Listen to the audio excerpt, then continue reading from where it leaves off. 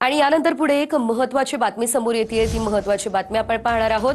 शिल्पकार राम सुतार यांना महाराष्ट्र भूषण पुरस्कार प्रदान करण्यात आलेला आहे।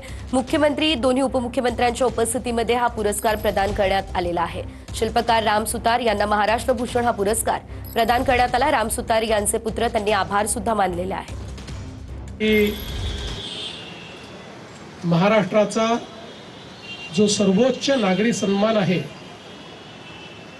महाराष्ट्र भूषण, हा सन्मान जे या देशाचा सर्वोच्च नागरी सन्मान प्राप्त केलेले पद्मभूषण राम सुतार साहेब यांना महाराष्ट्र शासनाच्या वतीनं आज आम्ही या ठिकाणी तो दिलेला आहे।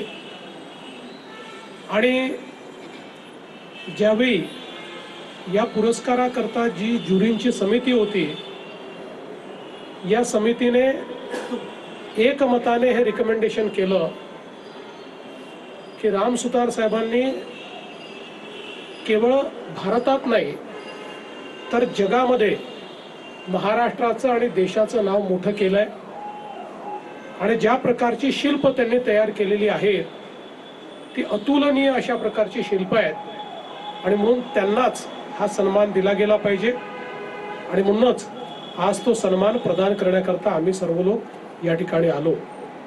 खरं म्हणजे राम सुतार साहेबांचा जन्म हा धुळे जिल्ह्यातल्या एका छोट्या गावामध्ये झाला आणि कुठलीही खूप मोठी आर्थिक परिस्थिती नसताना देखील त्यांनी स्वतःच्या भरोशावर आपली कारकीर्द घडवली। जे स्कूल ऑफ आर्ट मधनं शिक्षण घेतलं, त्यानंतर काही काळ सरकारमध्ये नोकरी केली वेगवेगळ्या विभागात। पण हे सगळं करत असताना पुरातत्व विभागामध्ये देखील अशाच प्रकारची शिल्प ही जोडण्याचं काम ते करायचे, त्या शिल्पांची निर्मिती करण्याचं काम ते करायचे। आणि तिथनं ते दिल्लीमध्ये आले आणि हळूहळू स्वतंत्रपणे ही सगळी शिल्प त्यांनी निर्माण करणं सुरू केलं। आणि आज तर त्यांचं वय 100 वर्षाचं आहे।